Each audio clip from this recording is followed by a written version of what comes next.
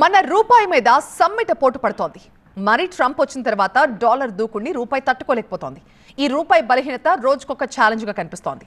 Trump సుంకాల మోతకు రూపాయి విలువలాడిపోతోంది. Currency మార్కెట్లో డాలర్ విలువ 87 రూపాయల 29 పైసలకు పడిపోతోంది. ఈ స్థాయిని మనం కని విని ఎరగలేదు. ఇలా మొన్నటి అక్టోబర్ నుంచి ఇప్పటిదాకా రూపాయి మారకం డాలర్తో పోల్చుకుంటే 4% పతనమైనట్లుగా లెక్కలు చెప్తున్నాయి.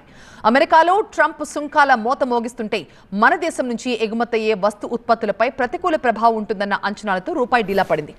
మధ్యతరగతి స్వీట్ న్యూస్ చెప్తూ నిర్మలా సీతారామన్ ప్రవేశపెట్టిన ధమాకా బడ్జెట్ జోష్కి ట్రంప్ సుంకాలు పగ్గాలు వేశాయి. బడ్జెట్లో ఇచ్చిన ఇన్కమ్ ట్యాక్స్ మినహాయింపులతో ప్రభుత్వ ఖజానాపై ₹1,00,000 కోట్ల భారం పడుతుంది. ఖజానా మీద భారం పడినా ప్రజలు చేసే కొనుగోళ్లతో డబ్బులు మళ్లీ ఆర్థిక వ్యవస్థలోకి వస్తాయని ప్రభుత్వం భావించింది. కానీ రూపాయి బలహీనత కారణంగా నిర్మలమ్మ బడ్జెట్ వరాలు ఆవిరైపోయాయి.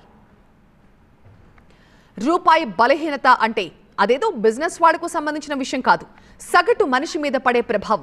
మనం రోజువారీ చేసే ఖర్చుకు ఈ రూపాయి డాలర్ మార్పులకు ఏదో ఒక రకంగా సంబంధం ఉంటుంది. రూపాయి బలహీనతతో విదేశాల్లో చదువుకునే మన విద్యార్థులకి గట్టి షాక్ తగిలినట్టే అనుకోవాలి.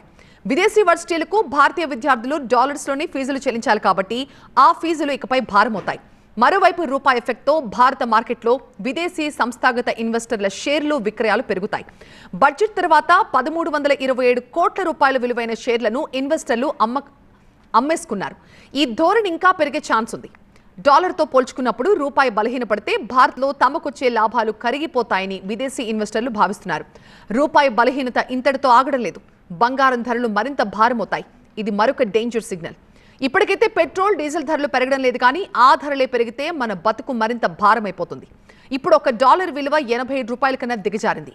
ఇప్పుడు డాలర్ విలువ 100 రూపాయలకు పడిపోయినా ఆశ్చర్యపోనక్కర్లేదు.